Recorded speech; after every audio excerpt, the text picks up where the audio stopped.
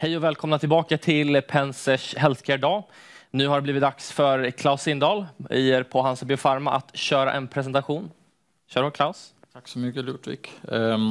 I hope it's okay that I will shift to English. So my name is Claus Sindahl, and I'm Head of Investor Relations at Hansa Biopharma since 3.5 years ago. I'm very pleased to be here at the Penser Temadag. So before I start my presentation, I just need to show you this forward-looking statement. So of course you need to discount any projections I may say during the presentation. So for those who are not very familiar with Hansa Biopharma, then we are a commercial stage biopharmaceutical company. We are based in Lund in the southern part of Sweden, and we are listed here on the stock exchange in Stockholm. We have the first approved drug, Idefirix, for kidney transplantation in highly sensitized patients. And beyond that, we also have our broad pipeline in transplantation and autoimmunity, mainly within acute autoimmune diseases. So we have 2 programs here, anti-GBM and GBS, whereas we also have, beyond the European approval, we have a program in the US, hopefully leading to a BLA submission in 2024 for kidney transplantation. And then we have also recently, actually earlier this week, we have announced a high-level data readout in AMR, which is an indication post-transplantation for so-called rejection episodes, and I'll get back to that. We are roughly 150 people across Europe and the US, and we have a cash position of 1.2 billion Swedish kronor, which will take our operations into 2024. And on the Nasdaq exchange, we have a market cap of roughly $300 million or a little below 3 billion Swedish kronor.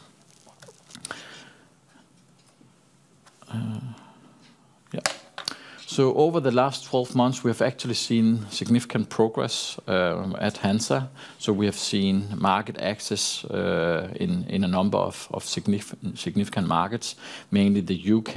In France, we have obtained an early access program, and also we have secured pricing and reimbursement in Germany. More recently, we have also secured Poland, so now we actually have 4 out of the 6 largest markets in Europe where we have pricing and reimbursement in place. Then we have also established a number of partnerships. We have 2 partnerships in gene therapy with Sarepta Therapeutics and AskBio. And then we have also a distribution partnership in kidney transplantation with Medison Pharma, covering Israel and select Eastern European markets. Back in the summer, we raised capital through a non-dilutive structured financing with NovaQuest. $70 million were secured, and as I said before, that will take us into 2024. If we go a step back and talk about our technology, imlifidase, then it stems from a bacteria, a human pathogen, Streptococcus pyogenes. And what this enzyme it does is it cleaves IgG, which is the dominant part of your immune system. So IgG is probably around 80% of your immune system. And it does that very fast and effectively. So basically from a 15-minute infusion, you would see that your IgG level drops within 2 to 6 hours down to below detectable level. And this is what you can see on the right-hand side of the slide. So very, very fast and effectively. And we have not seen any concerns when it comes to safety. And based on this data, in 46 patients, we've submitted, or we got conditional approval in Europe for conditional for kidney transplant patients. But this technology actually has relevance in many different indications, both in transplantation, but also in acute autoimmune diseases, as we have depicted here on this slide. And then more recently, we have started to explore oncology, where we are looking into bone marrow transplantation, which is a bit similar to kidney transplantation. And then as a complete new area, we started to look at 2 years ago with the first partnership with Sarepta Therapeutics. We are looking into how imlifidase can potentially inactivate neutralizing antibodies, which is a big issue for gene therapy therapies since they are carried through a viral vector. And we are now looking into 3 programs, and more recently we could announce together with Sarepta that we will advance the imlifidase in combination with us gene therapy in Duchenne into the clinic next year. So very, very exciting progress. There is, however, one drawback with imlifidase. Since it's a human pathogen, you can basically only use it once. So we are not developing it for repeat dosing. We have another set of enzymes, next generation enzymes, which we are investigating for potential repeat dosing called NISA, and that's depicted here to the right-hand side of the slide. Our business model is fairly straightforward. So to the left-hand side, you have our growth engine. This is new enzymes we are developing. And as we develop them through the value chain, we seek to control the various parts of the key value chain components. So all the way from drug discovery to basically the bedside of the patient. But when it comes to commercialization, we actually have 2 strategies or 2 paths forward. So when it comes to transplantation and autoimmune diseases, we believe we are the best to take the product commercial. It's a fairly concentrated market with only few clinics. So here in the Nordics, I mean, it's only a handful of clinics. In Norway, it's 1 in Finland, 4 clinics in Sweden, and 3 in Denmark, right? So it's not like we need a big partner to go to the market, neither do we need an army of sales reps. So we actually want to do this ourselves so we can capture the majority of the value share. However, when it comes to gene therapy and oncology, we are not the main asset here. We are an enabler, so it makes sense to go through partners like we've done now with AskBio and Sarepta Therapeutics.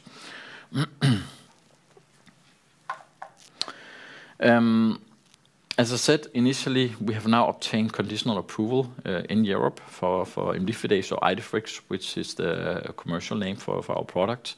And the label we have got is for desensitization of highly sensitized kidney transplant patients who are incompatible to a deceased donor. So basically patients who cannot find a match in the existing allocation system. And these patients have very high donor-specific antibodies, and which is converted into a CPRA score. And when you have 85% and above, you are categorized as a highly sensitized patient, meaning that 85% would be a poor fit for you if you look at the allocation system. But we are actually looking at the very high end of the spectrum, so where patients basically cannot find a match.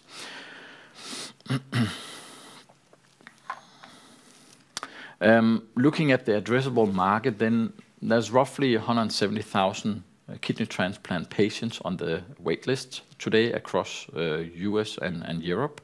And if you apply that 10 to 15%, which I showed before, as categorizes the highly sensitized patients, that should translate into roughly 25,000 highly sensitized patients overall. But since organs is a scarce or limiting factor here, it's only 1 in 4, 1 in 5 who actually get a transplant every year. Then the addressable market for us should, in theory, be around 3,000 patients in Europe and 3,000 patients in the US. And we will then take a market share of that proportion. We have started our commercial launch, and we have also seen solid sales in the first 3 quarters. However, right now, this early, it's not about generating a lot of sales. It's more about building the foundation for the clinics so we can have repeat business on an ongoing basis. Market access is obviously important. Now we have generated market access in 9 markets, and we still have 9 markets to go for where we have submitted a health technology assessment process or dossier. But also, since this is a transformative new therapy and it was only investigated in 5 clinics across the US and Europe, we need to see the first clinics here generate good experience so we can sort of secure the basis for repeat business on an ongoing basis.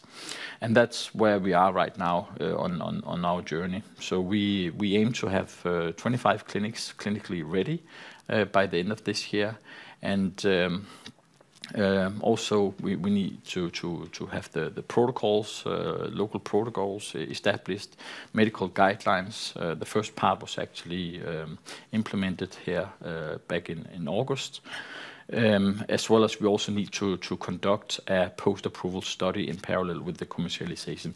So it will take a couple of years before we will see a more significant ramp up on the commercialization. Probably in 2024 we should start to see sales accelerate far more than what we see today. And then in midterm we should also hopefully have secured access and approval in the very important US market. And then longer term, we anticipate, of course, to expand the label into living donor donations, into transplantations, but also into AMR, these post-rejection episodes I talked about before. In Europe, we have, as I mentioned before, secured market access now in 9 markets. And 4 of the 6 largest markets have now been secured, with the UK, with Germany, with early access in France, and also pricing reimbursement agreed in Poland. So we are seeing very good progress, just as we have communicated and expected. And we have these additional 9 processes in place, including Italy, Spain, Portugal, Denmark, and Norway. So we are on a good path there. The price of the drug is roughly around 3 million Swedish kroner. That's the list price. And this price resonates very well with their alternative, which is the cost of dialysis. And the cost of dialysis is roughly around 750,000 Swedish kroner annually per patient. But of course, these patients, I mean, they go to dialysis 4 times a week, 3 to 6 hours per day, right? They don't really, have the ability to work while they are on dialysis. Neither do they have the energy to, see family and friends. So it's a very severe situation to be in. Of course, if they can get to transplantation, I mean, then they would get back to a normal life. They would perhaps also start to work, etc. And actually, talking about the patients, we have seen 2 of our medical centers publishing 2 stories already with successful outcome. So at the Erasmus Medical Center in Rotterdam, we saw a 29-year-old woman being transplanted successfully through the enabling from Idefirix. And this patient is a kidney patient since childhood. She has been on dialysis since 2016 and had failed transplantations previously. And she was successfully transplanted here in the spring and is doing good. Also, we had a 54-year-old male in Spain recently transplanted just before summer. I mean, he was on dialysis for 38 years, so that's back in 1984 he became a dialysis patient. And he was also successfully transplanted and is also doing good. So this tells you something about how transformative a therapy like imlifidase is when it reaches the patients. Beyond the programs we have already discussed through this presentation, we have a broad pipeline in transplantation and autoimmune indications. As I mentioned initially, we have anti-GBM, which we expect to move into the phase 3 anytime soon now. So we expect to commence a phase 3 study in 50 patients. And that's based on very good or very strong results we had in a phase 2 in 15 patients, where we demonstrated that 2 out of 3 patients could become dialysis independent. And anti-GBM is a very severe indication where normally 2/3 or even above 70% would progress into dialysis or even die after 6 months because the immune system starts to attack the body's own organs, in this case the kidney and the lungs. So very interesting indication where we believe we can make a difference. Also, we have another acute indication in the autoimmune space, GBS, Guillain-Barré syndrome. We are enrolling as we speak, and we hope to complete enrollment by before summer at the latest. And this indication is not as rare as anti-GBM. Actually, it's around 10,000 patients across US and Europe. And GBS, I mean, we need to see the data here before we can decide on a path forward. And then when it comes to gene therapy, we have recently seen development in Duchenne with Sarepta, where they have announced plans to move into the clinic with imlifidase as a pre-treatment to their gene therapy in Duchenne muscular dystrophy. So we are, of course, very excited with that. We announced this collaboration with Sarepta 2 years ago, and that's an agreement which includes up to $400 million in different milestones, both development and commercial milestones. Going back to the AMR study, phase 2 study, which we announced top-line data in earlier this week.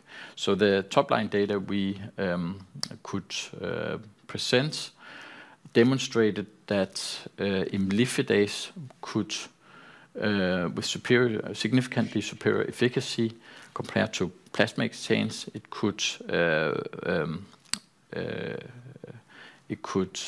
take down the donor-specific antibodies very fast and effectively. And now we are looking into announcing the full data set, which is probably going to be published sometime around summer or just after summer next year. And when we have the full data set, we will decide on a path forward for that program.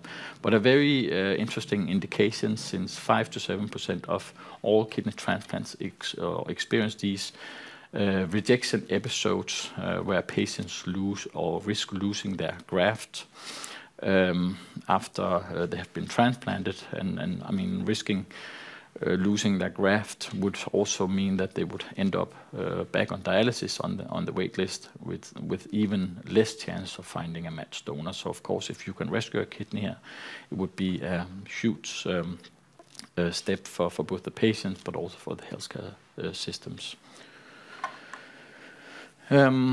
On the financials, we have, as I mentioned previously, we have demonstrated solid sales, solid revenue over the first 3 quarters.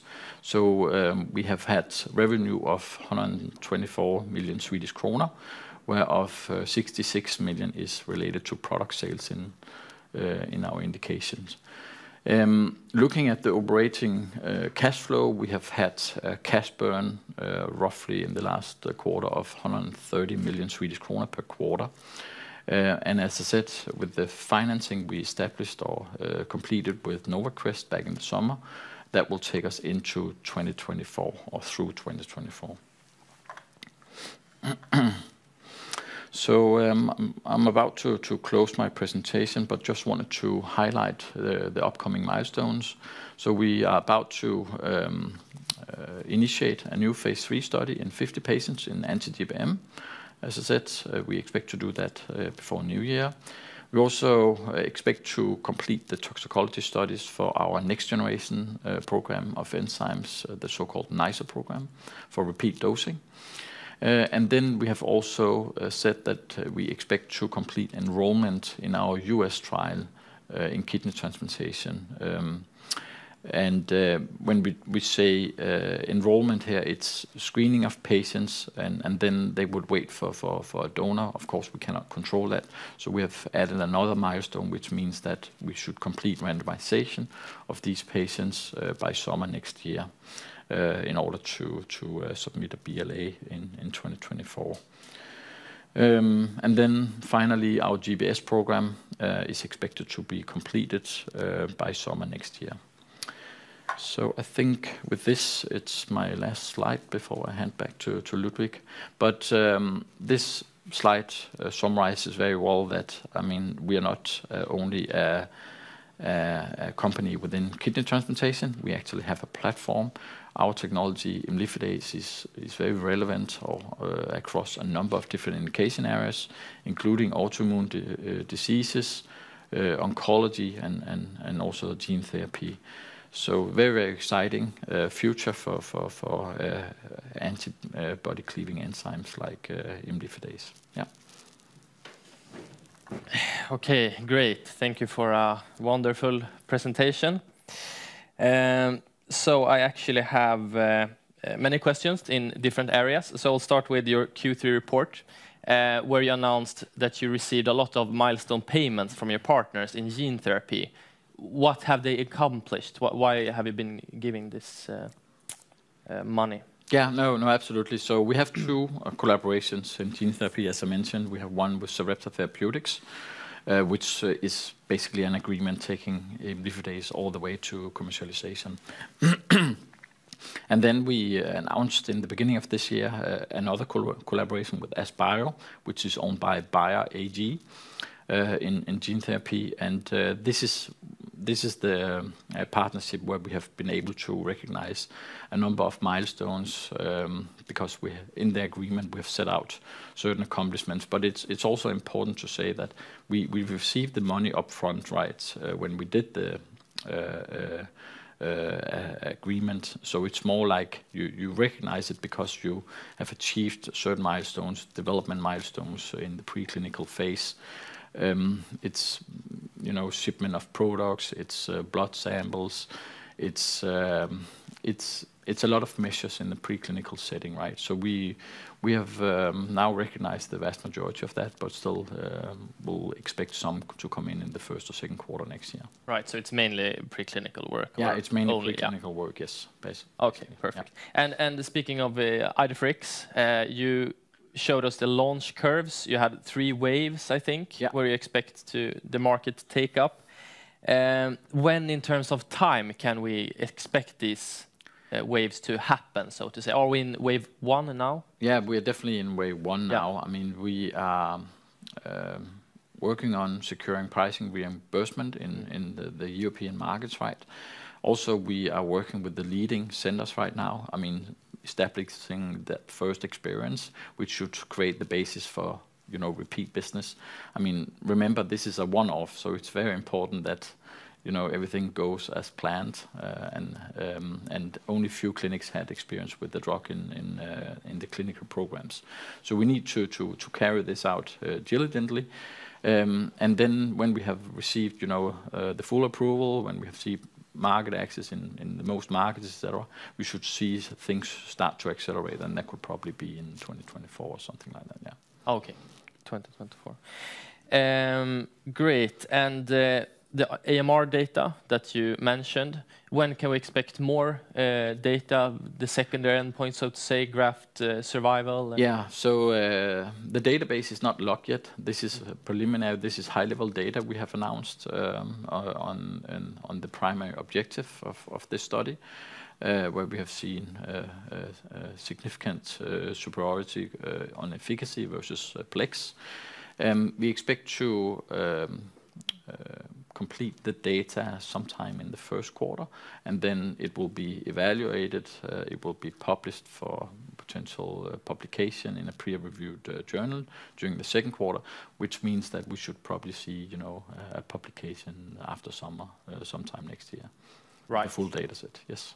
Okay, great. And the NICER program, your ambition is to get it into clinic 2023? Yes, absolutely. Right? So we are finalizing the toxicology work, the toxicology studies now, and once that's all cleared off and we have a path forward for a clinical program with NICE, of course we will announce that. But this is ongoing right now. Yeah, and that's obviously very interesting, but because that might enable you to chronically dose your drug, so you can treat. Yeah, at least I mean in some chronic indications, but it's not like a maintenance therapy. It's probably it's a technology or a treatment you can dose perhaps 3, 4, 5, 6 times. We'll have to see, right? But it's definitely more usable in a chronic setting, right? To keep down flares. That's the drawback right now with the current technology. It can only be used once, right? Yeah. And do you have any ideas which indication you're going for first with this? It's still to be elaborated on and evaluated on. I mean, but we have some ideas around how to move it forward, but we have not communicated that yet. Great. And I had an interview with Bengt here before, and we talked about going to market by yourself. And you have chosen to do it in Europe. Can you tell us a little bit about the rationale behind this? You mentioned it a little bit, but why you wanted to do that in Europe also? Yeah, I think it makes sense because it's a fairly concentrated market. There's only a few clinics. We have also built up the commercial infrastructure ourselves, so we have the key competences to address this market, right?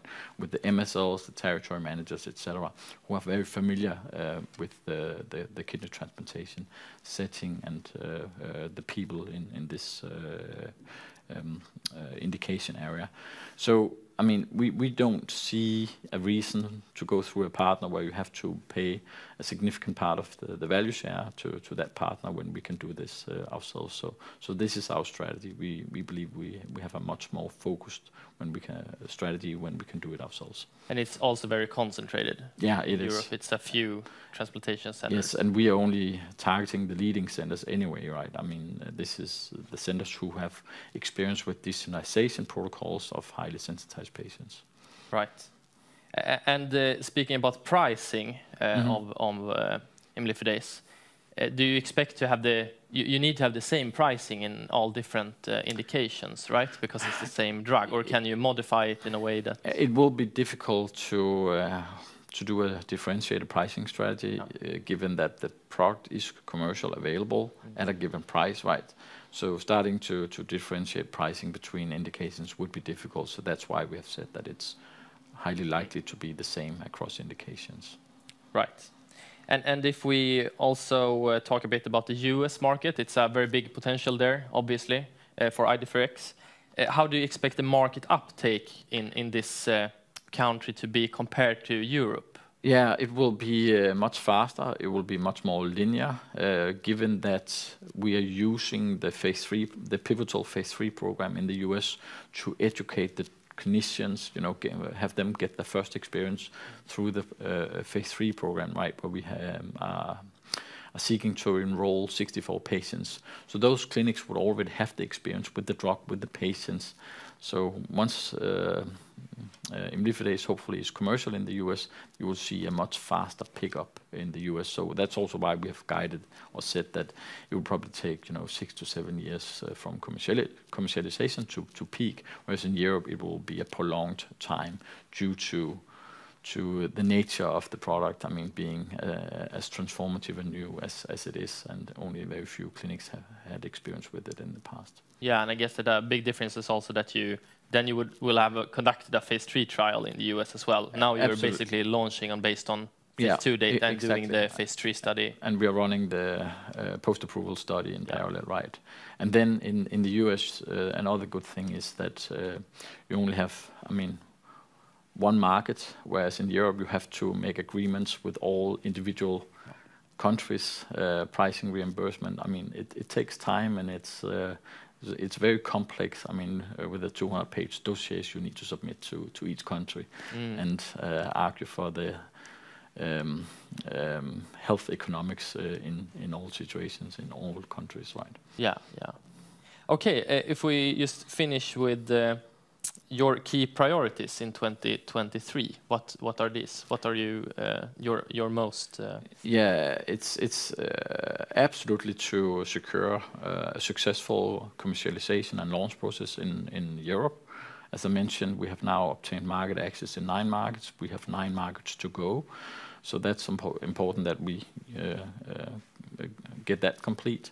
Also, we should start to see repeat business next year at the center level.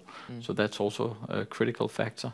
And as you mentioned before, I mean, moving the NICE program into the clinic, complete the US phase 3 trial in terms of enrollment, have the anti-GBM study going, as well as complete the enrollment in the GBS trial. I think those are some of the priorities we have next year. Okay, perfect. Exciting times ahead then. Thank you so much. Perfect. Thank you for coming, Klaus.